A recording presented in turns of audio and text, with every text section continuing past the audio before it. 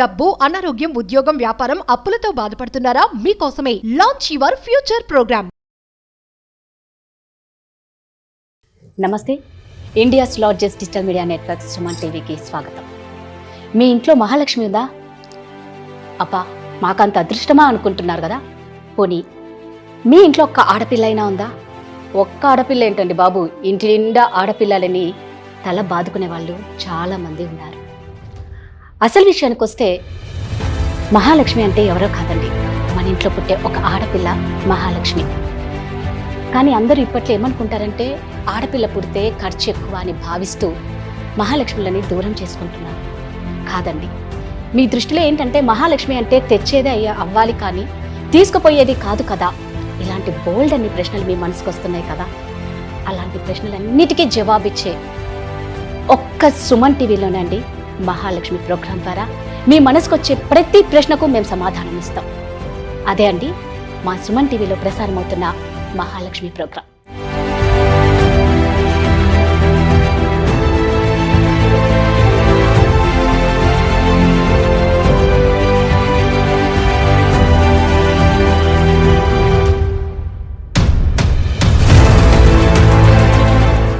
ఈ మహాలక్ష్మి ప్రోగ్రాంకి ఎంట్రీ అవుతున్న మా మహిళా లక్ష్మి, మహాలక్ష్మి ఎవరు అంటే తను ఒక సామాన్యురాలండి. కానీ తను చేసే పనులు మాత్రం అసామాన్యంగా ఉంటాయి.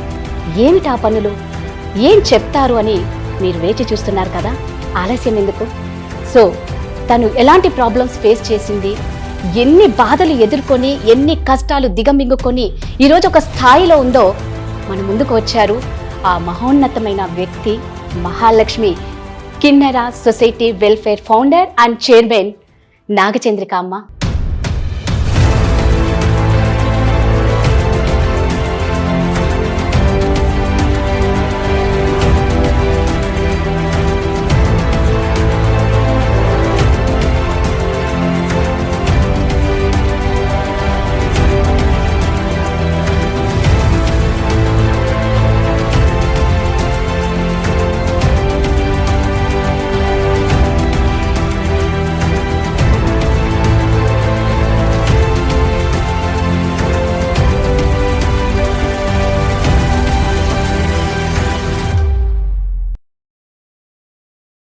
నాకు 2011లో రాష్ట్రపతి అవార్డు వచ్చింది. అది లెప్రసీ అని దాంట్లో ఉంది. ఓ, అతనికి మీకు తెలీదు? మీ కూతురు చనిపోయారు కదా. అది చచ్చిపోయిన నేను చచ్చిపోయినా కూడా నేను మర్చిపోలేను ఆ బాధ. అసలు మీ అమ్మగారు చనిపోయినప్పుడు అమ్మగారికి తలకొరివి కూడా మీరే పెట్టినారు అని విన్నాను. ఎంతమందికి మీరు తలకొరివి పెట్టారు? 653 మందికి పెట్టాను. ఎవరికో ఇస్తే మా నాన్నకు నేనే పెట్టాల్సి వచ్చింది తలకొరివి. నిజంగా హ్యాట్స్ ఆఫ్ అమ్మా. సీసా నిండా ఉన్నాయి టాబ్లెట్స్. అతి కష్టం మీద మింగేశారు టాబ్లెట్స్. అది మొత్తం మింగేశాను. 11 సూసైడ్. పెంటకప్పులే వేసే వాళ్ళు ఉన్నారు, బయట చేసేట వాళ్ళు ఉన్నారని.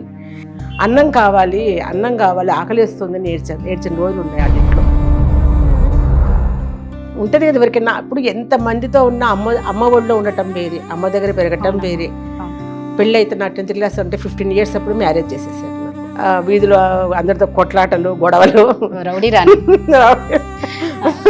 సరే పోలీసులు వచ్చారు, అంతా రాసుకుంటున్నారు. ఏం చేసావమ్మా, ఏమి అన్నీ చెప్పినాను. చక్కగా రాళ్ళ గాజులు నెక్లెస్ పెట్టే తప్ప నేను పెళ్లి చేసుకోవడానికి కూర్చున్నాను అనమాట. సరే నేను ఏం మాట్లాడి వెళ్ళిపోయినాక నగ తీసుకొని ఇసి బయటికి ఇస్తాను. వెళ్ళాను హాస్పిటల్కి. అమ్మాయి డెడ్ బాడీని చూస్తుంటే కానీ ఏ తల్లికి రావద్ది బాధ. నేను ఒకటే చెప్తా తల్లిదండ్రులకు కూడా, మా నాన్న వాళ్ళు ఆ రోజు నాకు. అమ్మ నమస్తే. అమ్మా నమస్తే. ఎలా ఉన్నారమ్మా? బాగున్నాను అమ్మా. ఫస్ట్ ఆఫ్ ఆల్ ఇందాక నేను అన్నట్లు ఒక ఆడపిల్ల పుడితే చాలామంది అంటే హ్యాపీగా ఫీల్ అయ్యే వాళ్ళు ఉన్నారు, కడుపులోనే ఆ బిడ్డను తీసేవాళ్ళు ఉన్నారు, పుట్టిన తర్వాత చెత్తదిప్పలో వేసేవాళ్ళు ఉన్నారు. కానీ ఆడది ఒక శక్తి అని అంటూ ఉంటారు. నాకు ఆల్రెడీ మీ గురించి తెలుసు కాబట్టి చాలామందికి మీ గురించి తెలియని విషయాలు చాలా ఉన్నాయి. ఆ ఒక్కటే మనం షేర్ చేసుకోవాలని ఈరోజు నేను ఈ మహాలక్ష్మి ప్రోగ్రాంకి మిమ్మల్ని ఆహ్వానించాను. సుమన్ టీవీ తరపున ఫస్ట్ మీకు ధన్యవాదాలు. సంతోషం, నాకు కూడా చాలా మంచి అవకాశం ఇది. ఎందుకంటే చాలా మామూలు ఛానల్స్లో నేను ఇంటర్వ్యూస్ ఇచ్చాను. ఓకే, ఇంతసేపు నేను చేస్తున్న ఒక వ్యవస్థ గురించి మాట్లాడడం తప్ప నా గురించి నేను ఏ రోజు ఎక్కువగా చెప్పలేదు. ఎందుకంటే వ్యక్తిగతంగా మనము ఆ స్టేజ్కి వచ్చినామంటే ఆ వ్యక్తిగతంగా ఎన్ని ఎదుర్కొని ఉంటాము, ఏ స్థాయికి వెళ్ళింటాము అనేది కూడా కంపల్సరీగా అవసరం. అది రైట్, చాలామందికి తెలుసుకోవాలి. అది ఏదో ఒక స్థాయికి వెళ్ళిన తర్వాత ఏదో పొగడ్డము, అబ్బా చాలా బాగా చేస్తున్నారు మీరు, చాలా గొప్పవాళ్ళు మీరు అనటము, ఆ గొప్ప ఆ స్థాయికి మధ్యలో ఉన్నటువంటి ఒక ఆ వ్యవస్థ దానే అవస్థలు వ్యవస్థలు అనుకోండి, అవస్థలు కూడా అందరికీ తెలియాలి. అట్లాంటి అవస్థలు పడుతూ కూడా ఈ సమాజంని ఎదుర్కొంటూ ఒంటరిగా మహిళ ఒక శక్తి స్వరూపంతో ఎలా బయటకు వచ్చింది అనేది. ఎందుకంటే ఆడపిల్ల మహాలక్ష్మి అనే దానికంటే కూడా కష్టము అనే విషయం అందరూ కూడా వాళ్ళను ఇప్పుడే అన్నారు. వాళ్ళని వదిలేయటము, పెంట కుప్పల పట్టేయటము, ఇట్లా ఎన్నో చేస్తుంటారని. కానీ అది వ్యర్థం కాదు. ఎంతో గొప్ప శక్తి అనేది తెలియాలంటే కంపల్సరీగా ప్రతి ఒక్క మహిళ లైఫ్లోకి వెళ్ళాలి. ఎందుకంటే కొన్ని చెప్పుకోగలుగుతారు, కొన్ని చెప్పలేని వాళ్ళు ఉంటారు, చెప్పుకోలేని వాళ్ళు కూడా ఉంటారు. కానీ ఇప్పుడు నాకు తెలిసి ఒకప్పటి వ్యవస్థ కంటే ఇప్పుడు ఉండేటువంటి సమాజంలో ఎటువంటి కష్టం పడ్డా కూడా ఆడపిల్లని ఇప్పుడు గౌరవిస్తున్నారు. ఎందుకంటే ఆ కష్టం వెనుకల వాళ్ళు ఇంత పడ్డారా అని దానికి తోడు నిలబడే వాళ్ళు, అభినందించే వాళ్ళు కూడా నేను చూస్తున్నాను. అంతకుముందు భయపడే వాళ్ళు ఏమైనా చెప్పాలంటే, చిన్న విషయం నోరు విప్పి చెప్పాలంటే పడిన కష్టం దాన్ని ఏ రకంగా తీసుకుంటారో, మన సమాజం బయటికి పోయినప్పుడు ఏ రకంగా మనల్ని అగౌరవపరుస్తారో, చిన్న చూపు చూస్తారో అని భయపడేవాళ్ళము. కానీ ఈరోజు ఆ భయాలు దాటిపోయి, ఎందుకంటే ప్రతి ఒక్కళ్ళు కూడా చాలామందికి అవేర్నెస్ వచ్చింది. ఇప్పుడు ఏం తెలుసుకుంటున్నారు, అయ్యో అంటున్నారు. మనం అనటంలోతో పాటు వాళ్ళకు తోడుగా నిలబడడానికి కూడా ముందుకు వస్తున్నారు ఎంతోమంది. ఆడవాళ్ళు వస్తున్నారు, మగవాళ్ళు కూడా వస్తున్నారు. కాబట్టి అలాంటి విషయాలను మనము షేర్ చేసుకుంటే ఇంకా తెలుస్తుంది. ఖచ్చితంగా ఏంటంటే ఒకరి అనుభూతి మరొకరికి ధైర్యాన్ని ఇస్తుంది. కంపల్సరీ మీరు అన్నారు కదా, ఎప్పుడైనా మనం ఒకరు ఎదిగారు అంటే ఏడుపు ఎక్కువ ఉంటుందండి. ఊరికి ఎదగరు, చాలా కష్టాలు ఉంటాయి, దాని వెనకాల చాలా బాధలు ఉంటాయి. అరే ఎదిగారు అని ఏడవడం కన్నా ఎదగడానికి ఏమిటి కారణం అని తెలుసుకొని నిజంగా మీరు కూడా దాన్ని ఫాలో అవుతే అందరూ ఎదుగుతారు. అమ్మ, మీ విషయానికి వస్తే అసలు ఫస్ట్ మీ బాల్యం గురించి స్టార్ట్ చేయండి. నా బాల్యం అనేది ఇప్పుడు మనం ఇప్పుడే మాట్లాడుకున్నాం. ఏమని అంటే ఆడపిల్ల పెంటకొప్పలే వేసే వాళ్ళు ఉన్నారు, బయట చేసేట వాళ్ళు ఉన్నారని. పెంటకొప్పలే వేయకపోయినా నేను కూడా మా నాన్నకు ఒక్క కూతుర్ని, ముగ్గురు కొడుకులు. పెంటకొప్పలే వేయలేదు, కానీ మా నాన్న ఒక్క కూతుర్ని వాళ్ళ అక్కకి ఇచ్చేశారు. ఉండేది ఒక్కటే కూతురు కదా, ముగ్గురు కొడుకులు కదా అనేది వాళ్ళు అడుగుతూనే ముందు నన్ను సంతోషంగా మా అత్తగారి, మా మేనత్తకి ఇచ్చేశారంట. తర్వాత నాకు కొంచెం అంటే పెరుగుతున్నప్పుడు కొద్దిగా అమ్మా నాన్నల దగ్గర ఉండాలి అనేది ఒకటువంటి ఒక ఉంటుంది కదా ఎవరికైనా. అప్పుడు ఎంతమందితో ఉన్నా అమ్మ ఒడిలో ఉండటం వేరే, అమ్మ దగ్గర పెరగటం వేరే. అది బీదరాలైనా ధనవంతురాలైనా అమ్మతో ఉండాలనుకుంటాం మనం. అంటే మా మేనత్త నన్ను చాలా బాగా చూశారు, అయినా అమ్మను నేను కోల్పోయాను, దూరం అయిపోయాను అమ్మకు. అంటే అమ్మ అమ్మ ఉంది, నాన్న ఉన్నారు, అందరూ ఉన్నారు, అమ్మమ్మ తాతలు అంతా ఉన్నా కూడా నాన్న నన్ను మా మేనత్తకి ఇచ్చేసారు. ఆడపిల్ల పైగా కొంచెం ఆవిడ ఏదో వాళ్ళకు కొంచెం ఆస్తులు అవి ఉన్నాయి, ఆవిడేమో నాకు ఆడపిల్లే కావాలి అని అంటే మా నాన్న ఇచ్చేశారు. ఇవ్వకుంటే ఉంటే బాగుండేదేమో అనిపించింది నాకు.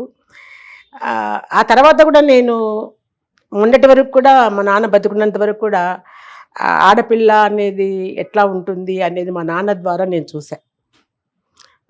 నాకెందుకో ఎవరన్నా పిల్లల్ని తల్లిదండ్రులు చాలా ప్రేమగా చూస్తున్నప్పుడు ఇది నిజంగానే ఈ ప్రేమ ఉంటుందా తండ్రికి? ఎందుకంటే ఇది నా విషయంలో చూశాను, నా బిడ్డల విషయంలో కూడా చూశాను. నా బిడ్డలకు కూడా తండ్రి ప్రేమ అంత పెద్దగా అందించలేకపోయాను. మీరు సింగిల్ పేరెంట్ కదమ్మా? నేను ఇప్పుడు సింగిల్ పేరెంటే. అంటే ఉన్నారు అతను, కానీ సింగిల్ పేరెంట్. చాలా సంవత్సరాలు 25 years అయిపోయింది. వాళ్ళకు కూడా అంత ప్రేమ అందినప్పుడు అంటే నాకు దగ్గరగా నా కళ్ళకు నా ఇదిగా ప్రేమగా చూసే తండ్రుల్ని తక్కువ మందిని చూశాను నేను. అది కూడా నాకు నిలబడిపోయింది మనసులో. కానీ కూతురుగా కన్న కూతురిగా నేను వాళ్ళకి దూరంగా పెరిగిన లాస్ట్ వరకు నాన్నకు తోడు నింది నేనే, ఏ కొడుకులు లేరు. అందుకే కంటే కూతురునే కనాలని కూడా ఊరికే అన్నారు కదా.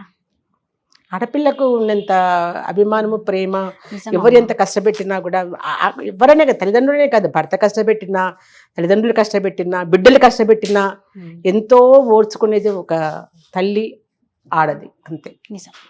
అది ఎంతమందికి అర్థమవుతుంది చెప్పండి. అలా పెరిగాను నేను. అదే తల్లిదండ్రుల దగ్గర లేకుండా మేనత్త దగ్గర, మామ దగ్గర పెరిగాను. బాల్యం కానీ వాళ్ళు చాలా బాగా చూశారు. తల్లిదండ్రుల కంటే కూడా ఎక్కువ చూశారు నన్ను. పెంచారు, పెద్ద చేశారు, చదివించారు. 10వ తరగతి వరకు నేను, అంటే మాది రాయలసీమ కడప దగ్గర ఎర్రగుంట్ల అని ఒక పల్లెటూరు అన్నమాట. అక్కడే చదువుకున్నా 10th క్లాస్ వరకు. చదివిన తర్వాత నేను మళ్ళీ పెళ్ళి అయితే నా 10th క్లాస్ అంటే 15 years అప్పుడు మ్యారేజ్ చేసేసారు నాకు.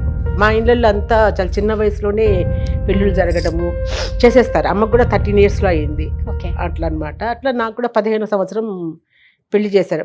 10 పాస్ అయ్యాను, పెళ్ళి అయింది.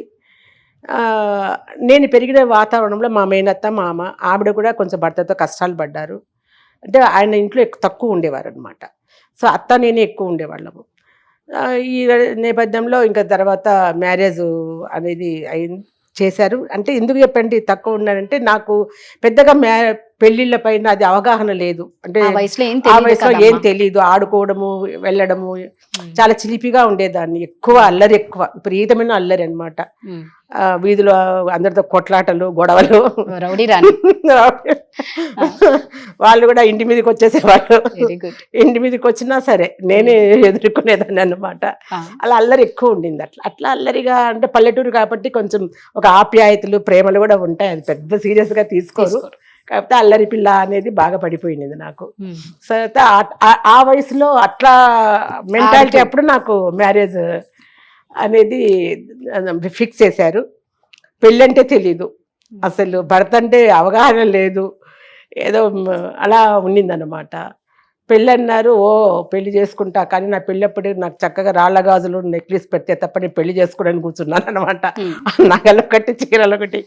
వాళ్ళు సరే చేయిస్తామని అలా అన్నారనమాట. చేసామంటే చేయించాలి. చిన్న తమాషా విషయం, వాళ్ళు చేయించారంట అని ఇంట్లో వాళ్ళు మాట్లాడుకుంటా ఉంటే, నేను పడుకొని నిద్రపోతున్నాను, వాళ్ళు మాట్లాడుకుంటున్నారు. లేచి కూర్చొని ఏడుపు మొదలు పెట్టేశా. వాళ్ళు భయపడిపోయారు, ఏమైంది అని వస్తే, నాకు వాళ్ళు చేయించకపోతే నాకు వద్దు, రాళ్ళగాజుల కోసం నెక్లెస్ కావాలి అని అంటే, అప్పుడు మా ఇంట్లో మా మామ వాళ్ళు ఫోన్లో మనమే చేయిద్దాంలే, పాప ఊకే ఏడుస్తుంది అట్లా అని చెప్పి అంటే అట్లా ఉన్నింది అనమాట.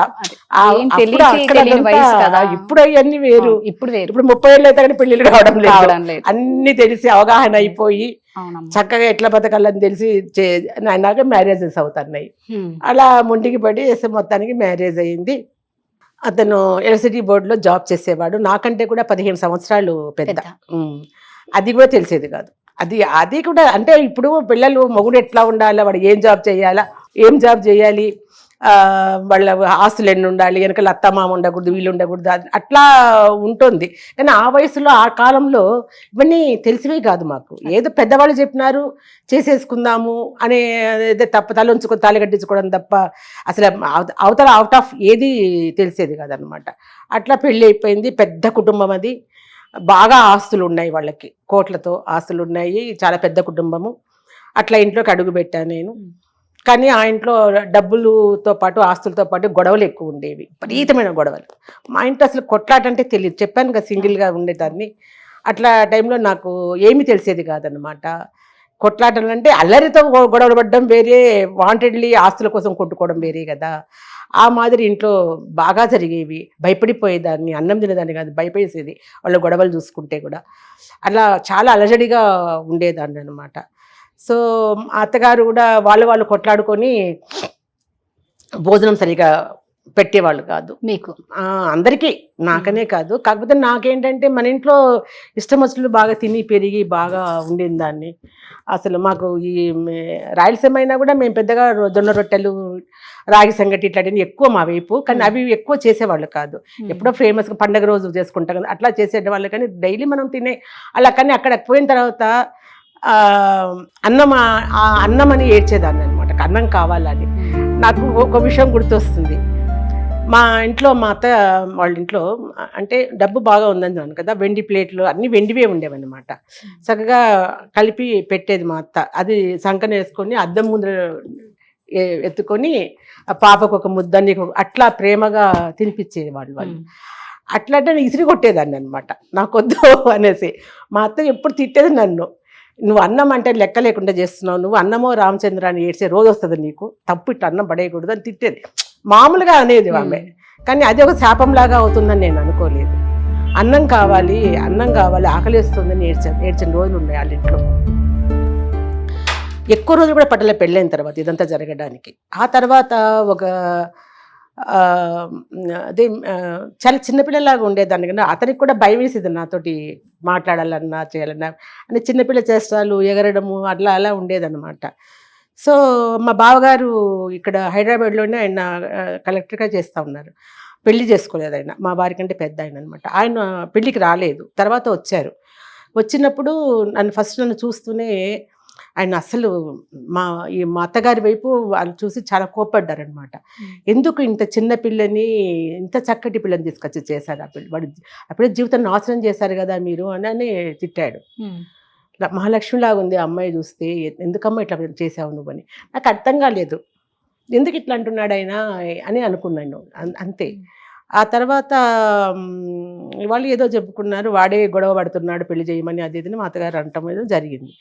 ఆ తర్వాత నాకు ఒక వారం లోపలనే ఒక డాక్టర్ది ప్రిస్క్రిప్షన్ దొరికింది నాకు. దాంట్లో చూస్తే అతనికి ఆరోగ్యం చాలా బాగలేదు అని ఆ మెడిసిన్స్ అదంతా రాసిండారు. అది లెప్రసీ అని దాంట్లో ఉంది అతనికి. మీకు తెలియదు అంటే ఇప్పుడు ఈ లెప్రసీలో కూడా 36 రకాలు ఉంటాయంట. అది అందరికి అంటువ్యాధి కాదు, కొన్ని మామూలు ఉంటాయి అన్నమాట. అది నాకు అప్పుడు తెలియదు, అదే ఉంది అందులో. సో నేను మా ఆడబిడ్డ, మా వారి కంటే పెద్ద ఆమె టీచర్, నాతో చాలా బాగుండేది. ఆమె చాలా పెద్దది కదా నాకంటే కూడా, చాలా బాగా చూసేది. కానీ ఆమెకు తెలిసి ఇవన్నీ, అది కూడా ఆమెకు లోపల ఎక్కడో బాధ ఉంటుంది అనుకుంటా. అందుకని నేను చాలా ఇదిగా చూసేది, చాలా ప్రేమగా.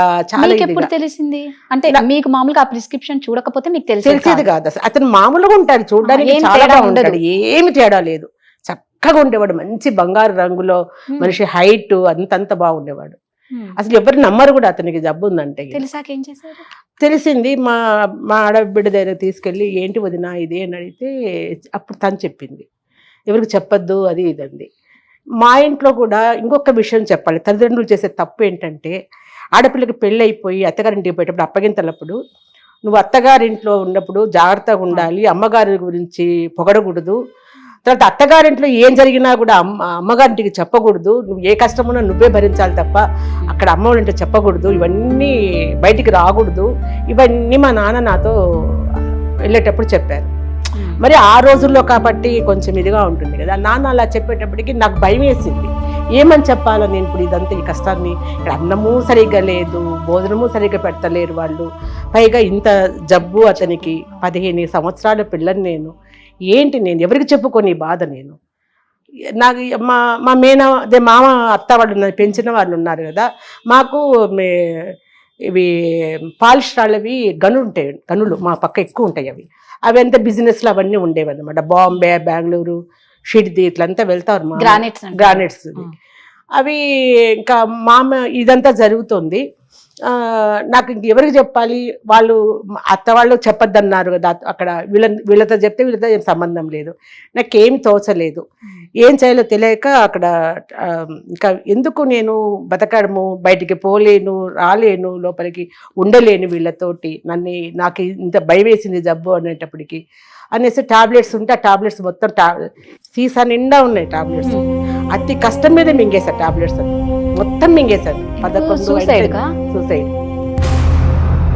ఇక నాకు దారి లేదు, నేను ఆ ఇంట్లో ఉండలేను, అతనితో బతలేను, నాకు భయం వేస్తుంది, ఎవరికి చెప్పుకోవడానికి లేదు, తల్లిదండ్రులకు చెప్పడానికి లేదు, ఆ పరిస్థితి అన్నమాట. ఇంకా ఏం చేయలేక మింగేశాను మొత్తం అండి. మింగేసిన తర్వాత ఇక ఒక 2-3 అవర్స్ తర్వాత స్టార్ట్ అయిపోయింది. ఇతనేమో ఆఫీస్కి వెళ్ళిపోయినారు. ఇక మా అత్త వాళ్ళు, మా పెద్ద తోడికోడలు వాళ్ళు అంతా పక్కన, చిన్న తోడలు అంతా ఇట్లా ఉంటారు, పక్క ఇళ్లలో ఉంటారనమాట. ఎవరితో ఎవరు మాట్లాడకూడదు, మా తోడికోడలతో మాట్లాడకూడదు. తోడికోడలు అంటే చాలా పెద్ద ఆమె, ఆమెకు 6 మంది పిల్లలైతే వాళ్ళ పిల్లలందరూ నాకంటే పెద్దవాళ్ళే. నేనే చిన్నదాన్ని ఆ ఇంట్లో. అందరు 10th క్లాస్ అమ్మాయిని, వాళ్ళంతా బిఏలు బీఈడీలు అంత ఎంఏలు చదువుతున్నారు వాళ్ళంతా కూడా. నేను ఒక్కదాన్ని చిన్నపిల్లని ఆ ఇంట్లో. ఆమెతో మాట్లాడి చెప్పకూడదు, ఆమె బాగానే మాట్లాడతారు నాతో, కానీ ఇలా ఎవరు చూసేటప్పుడు ఆమెతో మాట్లాడకూడదు నేను, అంటే ఆమెకు కూడా చెప్పలేను. సరే బాగా టాబ్లెట్స్ అన్ని మింగినాను. ఇంకా కొంచెం మత్తు వస్తుంది అనమాట. అప్పుడు టాబ్లెట్స్ ఒక బట్టలు ఆరేద్దామని బయట వరండాలోకి వెళ్ళి ఇట్లా మంచం ఎక్కి ఇట్లా నాకు బాగా గుర్తుంది ఇప్పటికి కూడా, ఇట్లా బట్టలు వెయ్యబోయి అక్కడే కుప్పలాగా కూలిపోయాను మంచంలో. తెలుస్తోంది కానీ అన్నీ తెలుస్తున్నాయి కానీ ఇంకా కళ్ళు తెరవలేకపోతున్నాను.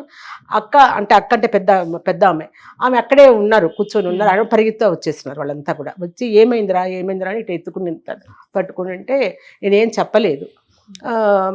మా బావ కొడుకుంటాడు, అబ్బాయికి జగదీష్ అని, అబ్బాయికి చెప్తుంది, రే వెళ్ళురా మీ చిన్నాన్నని పిలుపో అంటుంటే, అబ్బాయి వస్తున్నారు, చిన్నాన్న వస్తున్నారు అని చెప్పినారు. ఇంకా అతను కూడా వచ్చారు మా వారు. వచ్చిన తర్వాత అందరూ కూడా డాక్టర్ని పిలుచుకురమ్మంటే వాళ్ళ పర్సనల్ డాక్టర్స్ ఉంటే ఆయన పిలిపించారు. చూస్తేనే ఈ అమ్మాయి ఏదో పాయిజన్ మింగింది, అది చాలాసేపు అయినట్టుంది, మొత్తం ఇట్లా గోర్లు పెదాలు అంతా కూడా బ్లాక్ అయిపోయాయి అన్నమాట. బ్లాక్ అయిపోయింది. సరే హాస్పిటల్కి గవర్నమెంట్ హాస్పిటల్కి తీసుకుపోండి, మేమేం చేయకూడదు ఇక్కడ, తీసుకెళ్ళిపోండి అన్నారు. అంటే ఇంకా అప్పుడు ఆటోలు ఇవన్నీ ఏమి లేవు కదా, ఆ రిక్షాలో కూర్చోబెట్టుకుంటే మా అక్క ఏడుస్తుంది, ఒళ్ళో పడుకోబెట్టుకుంది. ఎందుకు ఇంత పని చేసినావురా, ఒక్క మాట నాకు చెప్పచ్చు కదా నువ్వు అని అంటుంది. నాకు ఈ సమాధానం చెప్పే శక్తి కూడా లేదన్నమాట. తీసుకెళ్ళి గవర్నమెంట్ హాస్పిటల్ జాయిన్ చేశారు, అంత అయిపోయింది. పోలీసు వాళ్ళు కూడా వచ్చినారు.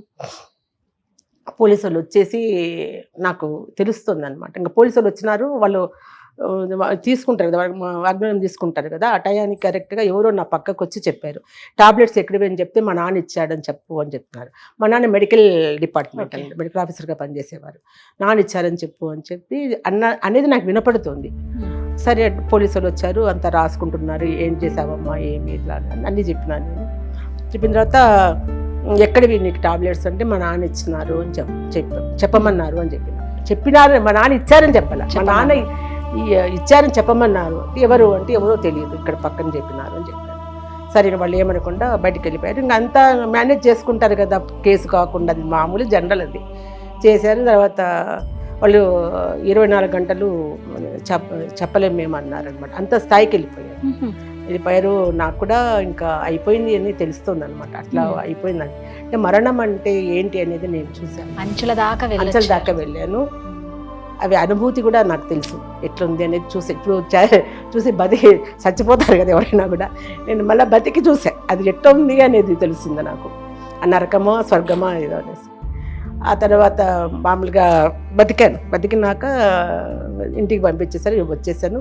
మా మామ ఎక్కడో ఉన్నారు కదా, మా మామ బాంబేలో ఉన్నారంట అప్పుడు, నన్ను పెంచిన ఆయన ఏం చేశారు, ఆయనకి ఎందుకో మనసు స్థిమితంగా లేదంట. అక్కడికి పోయిన తర్వాత ఏదో జరుగుతోంది, పాపకి ఏదో బాగలేదు, ఏమో అవుతోంది అని చెప్పేసి ఆయన ఇంకా అక్కడ ఉండలేక బిజినెస్ కూడా అక్కడ పక్కన పడేసి డైరెక్ట్గా ట్రైన్స్ ఉంటాయి మాకు ఎక్కువ అక్కడ సైడ్, డైరెక్ట్గా బాంబే టు కడప వచ్చేసి నేరుగా మా ఇంటికి వచ్చేటప్పటికి నేను ఇంకా మంచంలో బ్లడ్ అంతా ఇరిగిపోయి, మనిషిని చిన్నపిల్లను కదా ఎంతో ఎట్లా అయిపోయింది. ఆ మంచంలో పడుకొని ఉంటే మామ వచ్చి ఏమైంది అని అంటే, ఇట్లా జరిగింది అని చెప్తే మా మామ ఏం మాట్లాడకుండా వెళ్ళి ఆటో రిక్షా తీసుకొని వచ్చి నన్ను ఇట్లా తీసుకొని పడుకోబెట్టుకున్నాడు. ఏం మాటలు ఎవరు పిలిస్తే పలకలేదంట ఆయన, ఏం సమాధానం చెప్పాల. నేరుగా తీసుకొని ఊరికి వచ్చేసారు, ఎర్రగుంట్లకు తీసుకొచ్చేసారు. ఇంటికి తీసుకొచ్చినాక ఇంకా అమ్మకి వాళ్ళకి అప్పుడు ఈ ఫోన్లు అవి ఏం లేవు, టెలిఫోన్స్ అట్లా లేవు. అక్కడ పోస్ట్ ఆఫీస్లో ఉంటే పోస్ట్ ఆఫీస్కి చేస్తే వాళ్ళని పిలిపించి మాట్లాడేవాళ్ళు, లేదా టెలిగ్రాఫ్స్ ద్వారా. ఆ విధంగా పోస్ట్ ఆఫీస్ పిలిపించి మాట్లాడితే నాన్న పోయి మాట్లాడారంట. మాట్లాడితే ఇట్లా బాగలేదు మీ పాపకి అని చెప్పారు. చెప్తే ఇంక సరే అమ్మను నాన్న అమ్మకు కూడా అట్లనే అవుతుందంట, ఏదో పాపకు బాగలేదు అనేసి. ఇక సరే వెళ్ళిపోదామని మా అమ్మ ఏడుస్తుంటే నాన్న ఇద్దరు కలిసి కడపకు వచ్చారు. వస్తే ఇంకా వాళ్ళని చూసి వీళ్ళు భయపడ్డారు. అత్తగారింట్లో భయపడిపోయి మీ అమ్మాయి ఎంత పని చేసింది తెలుసా అంటే, ఏం చేసింది అని అంటే ఇట్లా చేసింది, పైగా టాబ్లెట్స్ మీరే ఇచ్చారని చెప్పింది పోలీసు వాళ్ళకి, అది ఇదంటే మా నాన్న అన్నారంట, చాలా మంచి పని చేసింది, మీకు మచ్చ రాకుండా చేసింది కదా, నా పేరే కదా చెప్పింది మా పాప, పర్వాలేదులేమ్మా అని చెప్పి ఇంకా వెనక్కి తిరిగేసి ఇంకా అమ్మ ఏడ్చుకుంటూ, నాకుండేది ఒక్క బిడ్డను మీ చేతిలో పెడితే చావు వరకు తీసుకొచ్చారు అంటారు కదా, తల్లి అనకుండా ఉండలేదు, బాధ వాళ్ళకు ఉంటుంది. అట్లా ఏదో అనేసి ఇంకా పోతారు మీరు అట్లా ఏదో కడుపు బాధతో తిట్టుకుంటా వచ్చేసారు. రాత్రికి ఇంటికి వచ్చినారు అనమాట. ఇంటికి మళ్ళీ ఊరికి మా ఎర్రగుంట్లకు వచ్చి ఇంకా మా అమ్మ బాగా ఏడ్చేసింది అనమాట. అంటే నాన్ననే కదా అమ్మ చెప్పింది, ఎవరికి చెప్పొద్దని చెప్పాడు కదా, అత్తగారి విషయాలు ఏమి మాట్లాడద్దు అన్నారు కదా, చెప్పొద్దు అన్నారు కదా, అందుకే నేను ఈ పని చేసిన. మరి నేను ఎవరికి చెప్పుకోవాలి, ఎక్కడికి పోవాలి, నేను బయటకు అడుగు పెట్టలేను కదా అత్తగారింట్లో నుంచి, అందుకే నేను చచ్చిపోదాం అనుకుని ఇంట్లో చేశాను అని చెప్పారు. ఇంకా అప్పుడు వాళ్ళకి బాగా ఇది తప్పు చేసాం మనము అని చెప్పేసి ఇంకా అప్పుడు ఇక తర్వాత వాళ్ళని పంచాయతీలు అవి ఇవి అయినా డైవర్స్ ఇప్పిద్దామని చూస్తే అప్పుడు కూడా నేను ఒప్పుకోలే. అంతవరకు జబ్బు విషయం కూడా తెలియదు వాళ్ళకి, ఈయనకుండే జబ్బు విషయం కూడా తెలియదు. అప్పుడు బయటకు వచ్చేయాలి చెప్పాను నేను అప్పుడు అమ్మోళ్ళతో. చెప్తే ఇంకా వాళ్ళు నాన్న వద్దు, మనకు ఉండేది ఒక పాప, చిన్న పాప, మనది తప్పయింది అని డైవర్స్ ఇప్పిద్దామని చెప్పేసి ప్రయత్నం ఏదో చేయబోయారు వాళ్ళు. అప్పుడు మా అమ్మ మా మామ ఇద్దరు ఉండి, పాప ఇష్టం, పాపని అడగండి, ఆమె ఒప్పుకుంటే ఓకే నన్ను అడిగారు. అడిగితే నేను వద్దన్నాను, డైవర్స్ వద్దు, ఏమొద్దు, నేను అతనితోనే ఉంటాను, మెడిసిన్స్ ఇప్పించండి, మీరు నాకు ఏం చేయాలో అది నాతో ఉండండి మీరిద్దరు, నేను అతనితోనే ఉంటాను, బాగు చేసుకుందాం అమ్మ, ఇంకొకళ్ళు వద్దు అని చెప్పాను. సరే అని చెప్పి ఇంకా మెడిసిన్స్ అవి ఇవ్వడం చేసినాం, కానీ అది బాగా కాలేదు. ఇంకా ఒక 3 years 4 years ఉన్నాడు అంతే అతను. కాలమంతా అతనికి సేవ చేయడం సరిపోయింది నాకు. అంత చాలా మెడిసిన్స్ అవి ఉండేవి, అవన్నీ టైం ప్రకారం ఇవ్వను, అన్నీ చెయ్యను, మెడిసిన్స్ ఇవ్వను, అట్టా ఆల్మోస్ట్ ఆ విధంగానే జీవితం నడిచింది 3 years. ఓకే అమ్మా, నిజంగా విననికి చాలా బాధాకరమైంది. మీకు పిల్లలు? ఇద్దరు, పాప బాబు. విద్యుత్ సౌధలో నాకు జాబ్ వచ్చింది. 10th class అప్పుడు నేను చెప్పాక 10th class పెళ్లి చేశారని. ఆ తర్వాత 10th class అయిపోతుంది, జాబ్లో జాయిన్ అయినాక నేను ఇంటర్మీడియట్ అవన్నీ కట్టుకొని అంబేద్కర్ యూనివర్సిటీ డిగ్రీ కట్టుకొని పాస్ అయ్యి, అంటే ఇట్లా ఉంటూ కూడా చేసి నేను ప్రమోషన్స్ తెచ్చుకుంటూ అట్లా నా కాలక్షేపం చేసుకుంటూ వచ్చాను. ఈ ఇదిలో మళ్ళీ నాకు ఇంకొక వ్యక్తి నా జీవితంలో ప్రవేశించడం జరిగింది. అది అంటే అన్ఎక్స్పెక్టెడ్గా పరిచయం కావడము, ఒకరిని ఇష్టపడ్డము. నేను మళ్ళీ వాళ్ళ ఇంటికి పోతే కూడా వాళ్ళ ఇంట్లో వాళ్ళు కూడా ఇష్టపడడం, వాళ్ళ మదర్ కానీ అందరు ఇష్టపడ్డము. సరే అతని మ్యారేజ్ కాలేదని చెప్పారు. సరే అంటే అమ్మ వాళ్ళు కూడా ఆలోచించారు, సరే బాగానే ఉంది, చిన్న పిల్ల కదా, ఒంటరిగా ఇక్కడ ఉండడం అంటే కష్టం కదా, సరే పెళ్లి చేస్తే బాగుంటుంది అని చెప్పేసి అనుకోవడము, మళ్ళీ మ్యారేజ్ కావడము, అక్కడ స్టార్ట్ అయింది నాకు రెండో జీవితం. మళ్ళీ నాకు ఫస్ట్ ఆఫ్ ఆల్ అమ్మ అంటే మాటలు రావటం లేదు, ఎందుకంటే తెలిసి తెలియని కాదు, తెలియని వయసులో పెళ్లి చేసినారు. తెలియని వయసులో పెళ్లి చేసి తెలియని జీవితంలో మీరు అడుగు పెట్టి చావు అంచుల దాకా వెళ్ళి మళ్ళా వచ్చి రెండో జీవితంలోకి అడుగు పెట్టినారు కదా, ఆ జీవితం అన్నా బాగుండిందా? బాగాలేదు. అంటే ఫస్ట్ జీవితమే బాగుండింది, ఎందుకంటే జబ్బుతో ఉన్న అక్కడ ఒక నీతి, ఒక పద్ధతి, పెద్ద చిన్న ఒక కృతజ్ఞత, నాకు ఇంత జరిగినా ఇంత ఉన్నా ఆ అమ్మాయి చిన్న పిల్ల అయినా కూడా సమాలించుకొని ఎవరికి చెప్పకుండా ఆ బాధను మింగుకొని నాకు ఇంత సేవ చేస్తుంది అనే ఒక కృతజ్ఞత అతనిలో ఉండింది. ఇక్కడ లేదు. ఇది ఏంటంటే ఇది వాంటెడ్లీ మోసం చేయాలని చెప్పి వచ్చిన వ్యక్తికి ఎట్లా ఉంటుంది అవన్నీ కూడా. అక్కడేమో దేవుడు అన్యాయం చేశాడు, మోసం చేశాడు, ఇక్కడేమో మనిషి మోసం చేశాడు, అంతే తేడా. రెండు వైపులా మోసపోవడమే అయింది. అక్కడ దేవుడు, ఇక్కడ మామూలు మనిషి మోసం చేశాడు. అంటే అంటే ఎందుకు అన్యాయం చేయాలనిపించింది? తెలీదు. అతనికి మామూలుగానే ఇట్లా అలవాటు ఉందనుకుంటా, ఆడవాళ్ళని చూస్ చేసుకొని. కానీ చాలా పెద్ద ఫ్యామిలీ, మళ్ళా అది చిన్న వ్యక్తి కూడా కాదు, మంచి ఫ్యామిలీ. ఎమ్మెల్యే కొడుకు, ఒక ఇంజనీరింగ్ గోల్డ్ మెడలిస్ట్, ఉమెనేజరా? ఉమెనేజర్. కానీ అలా కనిపించరు మనిషి, చాలా గొప్పగా కనపడతారు. మా వాళ్ళు ఇప్పుడు కూడా ఆఫీసులో ఇప్పుడు కూడా సార్ దండం సార్ అంటారు వాళ్ళు చూస్తే. నిజం, అట్లా కనిపిస్తారు మనిషి చూస్తే. అంటే మీరు ఎలాంటి విపరీతమైన బాధ, అంటే ఇంకా ఇంతకు మించిన బాధ నా జీవితంలో రాదు అన్న బాధ చెప్పండి. ఒక్కటి చెప్తాను రాధా, నాకు చిన్నప్పుడు నేను ఎట్లా పెరిగాను చెప్పాను నీకు. అవును. నాకంటూ కొన్ని బాగా ఇంట్లో బాగా డబ్బు ఉండేవాళ్ళం కాబట్టి నాకు చాలా నగలు కానీ బట్టలు కానీ కొద ఉండేది కాదనమాట. ఒక్కదాన్నే పెరిగా కదా నేను. ఒకసారి నా నెక్లెస్ ఎవరో అడుగుతారు కదా పల్లెటూరులో, పెళ్ళికి పోయేస్తాం ఇక్కడ పోయిస్తాం అని అంటే, నాకు ఇష్టపడి చేయించుకున్న ఒక నెక్లెస్ ఉంటే మెల్లో, వాళ్ళు వచ్చి అడిగితే మా అత్త ఇచ్చింది వాళ్ళకి, వేసుకొనిలే అని చెప్పేసి. నాకు తెలియదు అది. నేను ఏదో ఆడుకుంటూ స్కూల్కి పోయి వచ్చిన తర్వాత వాళ్ళు వచ్చారు, నెక్లెస్ తీసుకొని వచ్చిన తర్వాత, ఇది మీ దగ్గర ఎందుకు ఉంది అని అడిగాను నేను. అంటే పెళ్ళికి పోయినాము, అమ్మ ఇచ్చింది అని చెప్పినారు. సరే నేను ఏం మాట్లాడి వెళ్ళిపోయినాక నగ తీసుకొని ఇసిరి బయటికి చేత్తో నుంచి బంగారు నగ ఇసిరి బయటికి కొట్టిన. ఎందుకంటే ఒకరు వేసుకుంది నేను వేసుకున్నాను తెలుసు కదా, నువ్వు ఎందుకు ఇచ్చినావు. ఆ తర్వాత నేను దాన్ని మెళ్ళో పెట్టుకోలే నేను. అట్లాంటి వ్యక్తిని, ఇంతమంది ఆడవాళ్ళతో తిరిగిన వ్యక్తితో నేను సంసారం చేశానంటే ఆ బాధ ఎట్లుంటుందో ఒక్కసారి ఆలోచన. ఇప్పటికీ కూడా నాకు బాధ కనిపిస్తోంది. అంత నరకం అనిపించాను నేను. కానీ తట్టుకున్నా. ఎందుకంటే ఈ తట్టుకోవడం అనేది, దాన్ని ఓడ్చుకోవడము, వాళ్ళతోనే బతకడం అనేది నాకు దేవుడు ఇచ్చిన, అది వరమో శాపమో నాకు తెలీదు. శాపమే నాకు ఇది. ఎందుకంటే ఈరోజు ఇవాళ అమ్మాయిలు ఇవాళ ఏదైనా ఒక చిన్న లోపం ఉందంటే వాడిని ఇట్లా తన్నేసి వెళ్ళిపోతున్నారు, పోరా అనేసి. మేము పోలేకపోయినాము. అట్లా పోయింటేనా బాగుండేదా. తెలిసింది నాకు ఒక 3-4 monthsకే తెలిసిపోయింది పెళ్ళైనాక. అడిగారా ఎప్పుడన్నా? అడగడం ఏంటి, ఇంకా వాళ్ళు నా దురదృష్టం ఏంటంటే, పెళ్లి చేసుకొని నేను భార్యనయ్యి పెళ్లి చేసుకోకుండా అతనితో ఉండేవాళ్ళు, నా మీద గొడవ వచ్చేవాళ్ళు, కొట్లాడేవాళ్ళు, అవమానం చేసేవాళ్ళు. రోడ్డు మీదకి వస్తే నేను జాబ్ చేసేదాన్ని కదా, నేను కంపల్సరీ బయటికి రావాల్సిందే. ఇంకోటి, నాకంటూ ఒక ఉనికి ఉంది అక్కడ. నేను ఒక జాబ్ ఎంప్లాయీని, అక్కడ అన్నీ ఉంటాయి నాకు. వాళ్ళకి ఏమీ లేదు కదా, వాళ్ళతో రోడ్డు మీద వచ్చి కొట్లాడితే ఆమె ఎవరెవరికి తెలియదు, కానీ నేను తెలుసు అందరికీ.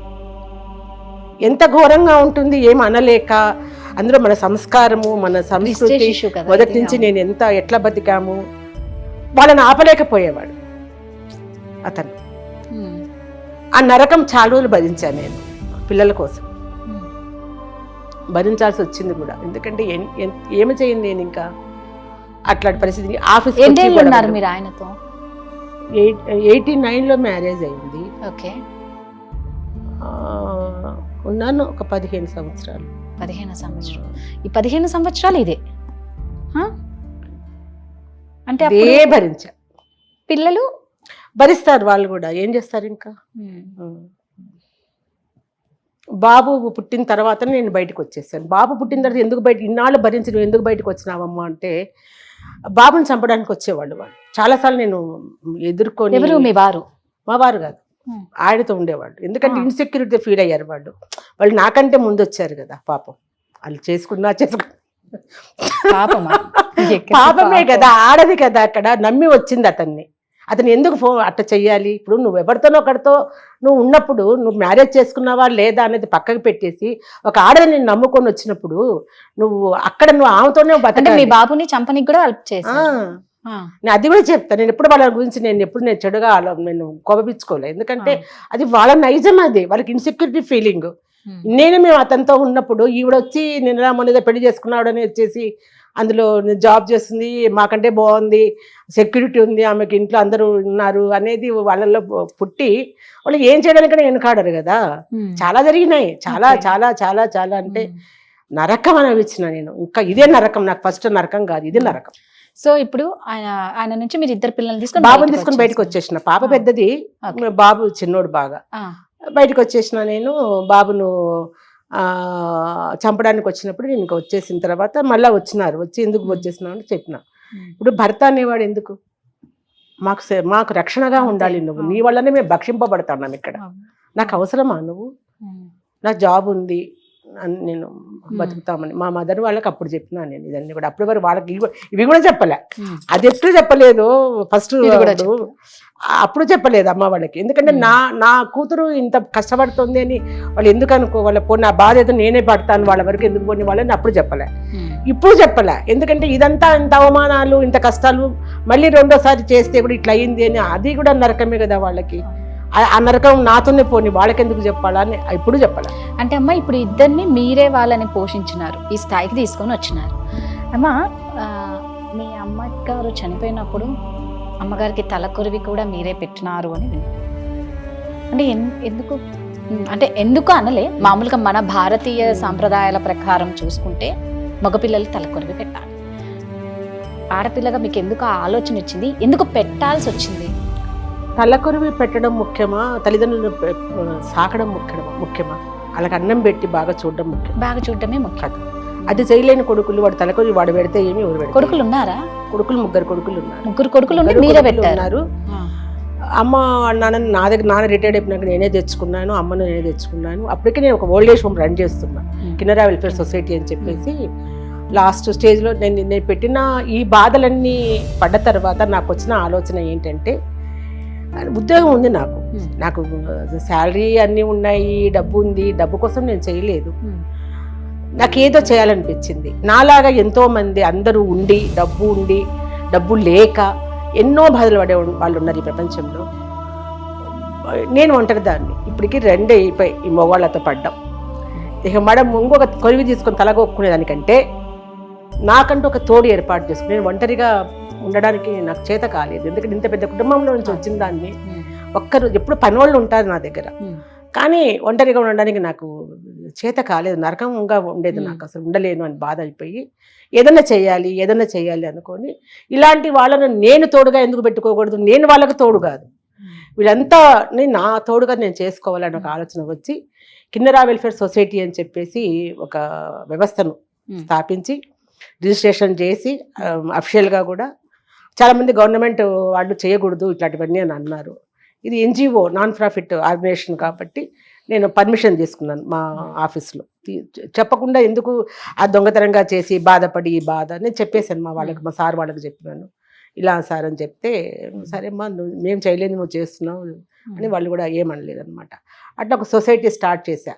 కానీ ఎట్లాంటి సొసైటీని స్టార్ట్ చేసంటే అందరిలాగా ఓల్డ్ ఏజ్ హోము ఏదో పెద్దోళ్ళు అక్కడ పడి తెచ్చాంలే అనేది కాకుండా, ఎవరైతే లాస్ట్ స్టేజ్లో అంటే కష్టం అయిపోయి చనిపోయేదానికి దగ్గరలో ఉంటారో, ఎవరు లేకుండా ఉంటారో, రోడ్డు మీద పడిపోవడము, లేకుంటే పిల్లలు సరిగ్గా చూడకపోవడము, ఇట్లా చాలామంది ఉన్నాయన్నమాట. ఆ రకంగా నేను దాన్ని వదిలిపెట్టా, తీసుకొచ్చుకున్నాను. అంతా జబ్బులతో ఉండేవాళ్ళు, క్యాన్సరు, పెరాలసిస్, కోమా, అసలు నాకు సంబంధం లేని సబ్జెక్ట్ ఇది. అంటే నేను మెడికల్ నాన్న చేసేవారు కానీ నాకు తెలియదు అంత మెడికల్గా కాడ. అది ఏం ధైర్యం వచ్చిందో భగవంతుడు నాకు ఏమి ఈ దారిని నడిపించడానికి ఆయన నన్ను ఎందుకున్నాడో నాకు తెలియదు.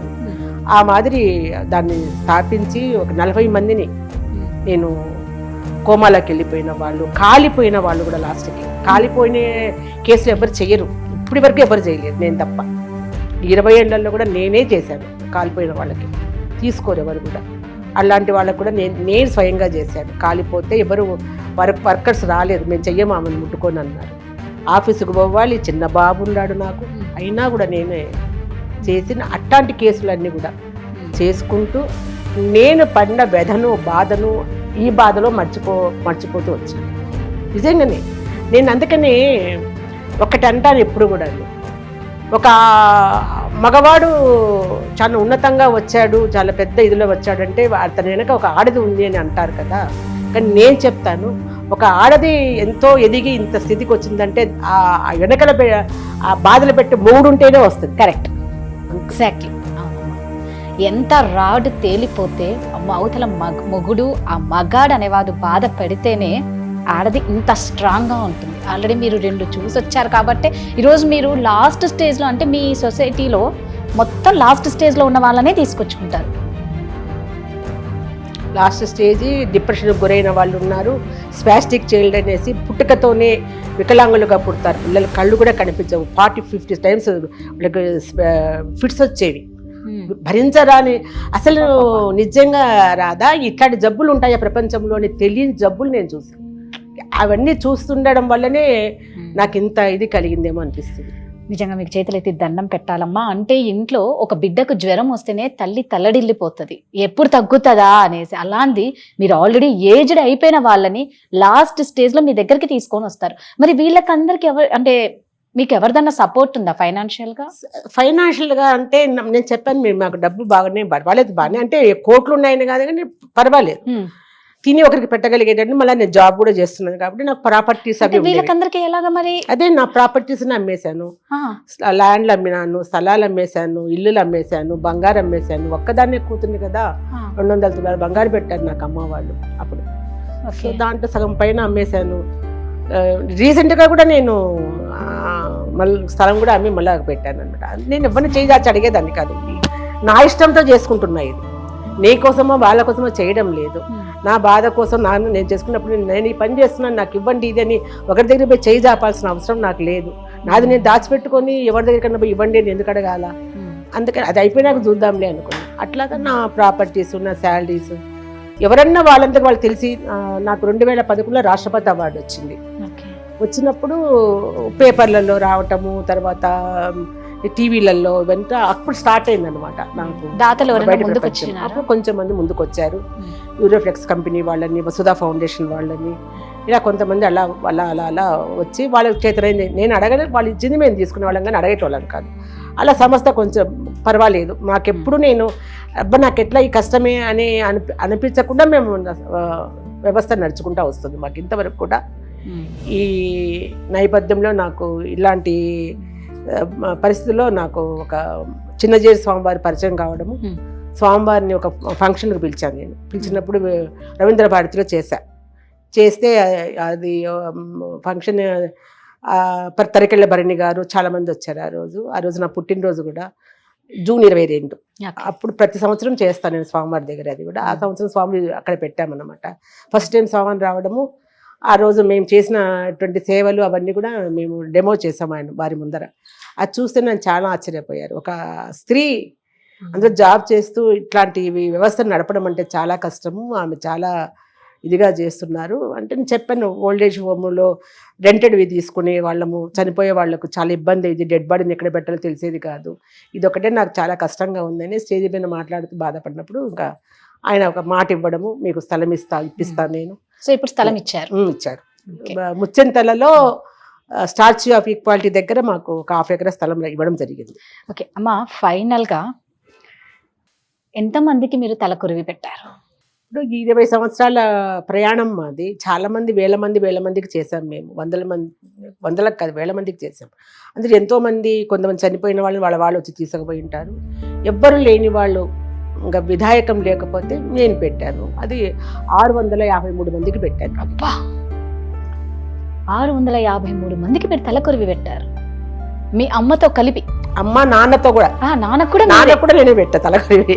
చెప్పాను కదా, కూతురు వద్దు అని మా నాన్న ఎవరికో ఇస్తే మా నాన్న లాస్ట్ మా నాన్నకు నేనే పెట్టాల్సి వచ్చింది తలకొరివి. నిజంగా హ్యాట్స్ ఆఫ్ అమ్మా. తలకొరివి పెట్టడం అంటే అంత చిన్న విషయం కాదు. అమ్మ నాన్న కాకుండా 653 మందికి తలకొరివి పెట్టిందంటే, మామూలుగా అంటూ ఉంటారు ఆడవాళ్ళు మగవాళ్ళకి ఏ మాత్రం తీసిపోరు సమానమని, ఇంకా ఆడవాళ్ళే ఒక స్టెప్ పైన ఉన్నారు, ఎక్కువ ఉన్నారు అని నిజంగా చూడొచ్చు. అమ్మ ఫైనల్గా ఒక్కటే నేను అడగాలనుకున్నా, మీ కూతురు చనిపోయారు కదా, ఒక 2 years అయిపోయింది కదా? 2 years. అడగొచ్చా? అడగండి, పర్వాలేదు. ఎలా చనిపోయిందమ్మా? పాపను ఇష్టపడే చేసుకున్నారు వాళ్ళు. చేసుకున్న తర్వాత వాళ్ళు కూడా బాగా ఉండేవాళ్ళు. అబ్బాయి ఒక రకమైన మెంటాలిటీ అతనికి. నాకెందుకు అప్పుడు నచ్చలేదు అబ్బాయి. నచ్చలేదు, వద్దు అనుకుంటే వాళ్ళు వదలలేదు, తిరగటం అట్లా అయింది. వద్దన్నానని పెళ్ళైతే అయ్యింది. మా ఇంట్లో అందరూ నన్ను ఆ అమ్మాయిని సపోర్ట్ చేశారు. బాగుంటుంది చేద్దామంటే చేసేము. అది ఆ అబ్బాయికి బాగా మనసులో పడిపోయింది. మీ అమ్మకు నేను నచ్చలేదు, నన్ను రాని వద్దనింది అనేది ఆవిడ ఖచ్చితంగా పెట్టుకున్నాడు. ఒక్కొక్క మెంటాలిటీ ఒక్కొక్కటి ఉంటుంది కదా. అది ఇంకా చాలా విషయాలు అబ్బాయి వల్ల అంత సరిగా ఉండేది కాదేమనుకున్నా నేను. అమ్మాయిని మా ఇంటికి రానిచ్చేటోడు కాదు. పోనీ ఎక్కడో ఉందిలే, బతుకుతుంది కదా, బాగుంది అని అనుకున్నాను. కానీ కొద్ది రోజుల తర్వాత చాలా ఇబ్బంది పెడుతున్నాడు, కొడతాడు, ఇవన్నీ తెలిసిందనమాట. సో నేను ఈ మధ్యన అంటే ఒక 2 years అంతకుముందే చాలా ఆరోగ్యం పాడైపోయింది అమ్మాయికి. చాలా అంటే చాలా ఆరోగ్యం పాడైపోయింది. నేను వెళ్ళడానికి ఉండదు అక్కడికి, అమ్మని పంపడి ఇంటికి. ఇక్కడే కూకుట్పల్లి హౌసింగ్ బోర్డు. అట్లా జరిగిందనమాట. సో నేను చెప్పాను కదా, ఇప్పుడు కూడా ఒక బాధను మర్చిపోతాను నేను. అంతే, మర్చిపోండి ఏదో ఒకటి అది కూడా నాకు బాధనే అయిపోయింది. ఇంకా దాన్ని ఇంకా పట్టించుకోలేదు. ఎందుకంటే నాకు అలవి కానప్పుడు నేను ఏం చేయగలుగుతాను? నేను ఆ అమ్మాయికి చెప్పినా కూడా వచ్చేసేయమ్మా అని చెప్తాను. చెప్తే కూడా అమ్మాయి వినలేదు. అమ్మాయి కూడా 2 కూతుళ్ళు. వద్దమ్మా, పిల్లలకి పెళ్ళిళ్ళు కావాలి కదా అనేది. చాలా అందంగా ఉండేది అమ్మాయి. అట్లా అమ్మాయిని తీసుకుపోయి చేసుకొని అన్నబెట్టి లాస్ట్కి చాలా టార్చర్ అనుభవించింది తను. ఎప్పుడన్నా అనేది అనమాట, ఆ ఇంట్లో నేను ఒంటరిదాన్నమ్మా ఎంతమంది ఉన్నా కూడా అనేది. అది ఆ మాట గుర్తొస్తుంది నాకు రాదా ఎప్పుడన్నా కూడా. ఎంతమందికి ధైర్యం చెప్పాను, షీ టీంలో చేశాను, భరోసాలో చేశాను. ఎంతో మంది అమ్మాయిలు కష్టపడతా అంటే ఎంత నేను నిలబడి వాళ్ళకి అందరికీ చేశాను. ఎంత చచ్చిపోదాము, సూసైడ్ చేసుకుందామన్న వాళ్ళని కూడా నేను నా దగ్గర పెట్టుకొని వాళ్ళకి జాబులు ఇచ్చి, లేకుంటే ఇంకో చోట ఇప్పించి, వాళ్ళకి లైఫ్ అంటే మళ్ళా తెలియాలని ఎంత చేసినా నేను. అట్లాంటి దాన్ని లాస్ట్ నా బిడ్డకు నేను చేసుకోలేకపోయాను. అది నేను చచ్చిపోయినా కూడా నేను మర్చిపోలేను ఆ బాధ. ఏదో తిరుగుతూ ఉంటాను కానీ రోజు ఒకసారి గుర్తొస్తుంది అనమాట. ఏం చేశాను నేను అనుకుంటాను, నా బిడ్డను నేను కాపాడుకోలేకపోయాను అని అనిపించింది. పొద్దునే ఉమా చనిపోయింది, ఉమా కిరణ్ అంటే ఉమా చనిపోయింది ఆంటీ అని చెప్పి ఫోన్ చేశాడు. నేను నిజమే వింటున్నానా అనుకున్నా. నా బిడ్డ చనిపోవడం ఏంటి అనిపించింది. వెళ్ళాను హాస్పిటల్కి. అమ్మాయి డెడ్ బాడీని చూస్తుంటే కానీ ఏ తల్లికి రావద్దు బాధ. నేను ఒకటే చెప్తా తల్లిదండ్రులకు కూడా, మా నాన్న వాళ్ళు ఆ రోజు నాకు అత్తగారింటివి చెప్పద్దు, రావద్దు అని అలా చెప్పారు బిడ్డకి. దానివల్ల నేను ఆత్మహత్య చేసుకుపోయాను కదా. ఈరోజు నా బిడ్డ కూడా అదే అంటే నేను చెప్పలేదు అమ్మాయికి, కానీ అజీర్ణమైపోతుంది అనుకుంటే మన భారతదేశంలో ఆడపిల్లలకి. అట్లాగా రాకూడదు, భర్తను వదిలిపెట్టి, సాంప్రదాయం కాదు, బిడ్డలకు పెళ్ళిళ్ళు కావు అనేది ఒక భావన అమ్మాయిలో అయిపోయింది. అంటే ఎంతమంది అమ్మాయిలు సూసైడ్ చేసుకుందా అమ్మ? సూసైడ్ చేసుకోలే, వాడే చంపేశాడా? పోలీసు వాళ్ళు కూడా కేసు పెట్టమన్నారు కానీ మరి ఎందుకు పెట్టలేదు? ఏం చేయమంటావు నన్ను పెట్టి? ఇప్పుడు అతనికి డబ్బు ఉంది, ఎట్లయినా బయటకు వస్తాడు. అందులో 2 ఆడపిల్లలు ఉన్నారు. మరి ఇప్పుడు ఆ పిల్లలు ఎక్కడ? పిల్లలు వాళ్ళ దగ్గరే ఉన్నారు. మరి పిల్లలకి రక్షణ ఉందా అక్కడ? తెలియదు. మీ దగ్గరికి పంపరా? తల్లినే పంపలేక పిల్లల్ని కూడా పంప. అంటే ఇప్పుడు తల్లి లేదు, పిల్లల్ని కూడా పంపరా? నన్ను అడిగారు నన్ను కేసు పెట్టమంటే వద్దన్నా, నేను తిరగలేను, అవన్నీ చేయి, నా కూతురు తిరిగి రాదు. పైగా నేను ఒక మహోన్నతమైన పని నా ఎదురుగా ఉంది, హోమ్ కడుతున్నాను నేను. ఇవన్నీ వదిలేసి నేను అక్కడ తిరిగి పోలీస్ స్టేషన్లో చుట్టూ తిరిగి పోయిన బిడ్డ ఎలాగో రాదు కాబట్టి ఉండేవాళ్ళనన్నా నేను చూసుకోవాలా, చేయాలా అనే ఆలోచనతో నా ధ్యేయం నాకు ముఖ్యం సార్, ఇవన్నీ కాదు. పోగొట్టుకోకుండా ఉండింటే అది వేరే, పోయిన తర్వాత ఎందుకు వెతుక్కోవాలా నేను అనే ఆలోచనతో నేను కేసు పెట్టకుండా ఏం చేయకుండా నేను ఉన్నా. ఒక్కటి రాదా, కాలమే తీర్పం చెప్తుంది. నాకు తెలిసి నేచర్ ఎప్పుడు వదిలిపెట్టేది అవన్నీ కూడా, ఏ తప్పు చేసిన. ఈ రోజు బాగుండొచ్చు, రేపంటే ఒక రోజు ఉంది. మంచి చేస్తే మంచి వస్తుంది, చెడు చేస్తే చెడు ఖచ్చితంగా వస్తుంది. ఒకప్పుడైతే పూర్వజన్మ సుకృతం, నెక్స్ట్ జన్మలో కర్మలేమో, కానీ ఈ జన్మలో మాత్రం ఈ జన్మకే ఇమ్మీడియట్గా ఇచ్చేస్తూ ఉన్నారు ఆ భగవంతుడు మాత్రం. ఓకే అమ్మా, మీ వాల్యుబుల్ టైం మాకు ఇచ్చినందుకు నిజంగా ధన్యవాదాలు. ఒకటి బాధ ఏంటంటే ఎంతోమంది లాస్ట్ స్టేజ్లో మీ దగ్గరకు వచ్చిన వాళ్ళకి మీరు ఒక ప్రాణం పోసి వాళ్ళ అంత్యక్రియలు మీరు చేసిన వాళ్ళు, ఎంతో గారాభంగా పెంచుకున్న బిడ్డని అల్లుడు చేతిలో బిడ్డ పోయింది అంటే నిజంగా ఏ తల్లికి రావద్దు ఈ నరకం, ఈ బాధ, ఆ తల్లి కడుపు కోత ఎవ్వరికి రావద్దు అని నిజంగా భగవంతుని కోరుకోవాలి. మీరు అనుకున్నది సాధించాలి. మీరు నెక్స్ట్ పెట్టబోయే కొత్తది కడుతున్నారు కాబట్టి మీరు అనుకున్నది సాధించి మీకు ఎటు పుణ్యం వీళ్ళదంతా వస్తుంది, మీరు ఇంకా ఎంతో మందికి సేవ చేయాలి అని సుమన్ టీవీ తరఫున నేను కోరుకుంటున్నానమ్మా. సో ఆడవాళ్ళు, నేను ఒకటే చెప్పాలనుకుంటున్నామండి, మేము ఈ ప్రోగ్రాం ఎందుకు పెట్టాము అంటే దయచేసి చిన్న చిన్న వాటికి ఎవ్వరు కూడా త్యాగాలు, జీవితాన్ని అంతం చేసుకోకండి. సూసైడ్ అనేది ఎప్పటికీ పరిష్కారం కాదు. కిరోసిన్ పోసుకొని కాల్చుకుంటారు, ఎందుకు అంత సఫర్ అవ్వకండి. మనం బతికి ఏంటో చూపించాలి. మనం ధైర్యంగా ఉంటే ఎన్నో ప్రాబ్లమ్స్ ఫేస్ చేయొచ్చు. ఇదిగోండి ఇలా ఎంతో మందికి ఆదరణ కూడా ఇవ్వచ్చు అనమాట. సో అందరూ స్ట్రాంగ్గా ఉండండి, ధైర్యంగా ఉండండి. థ్యాంక్ యూ అమ్మా.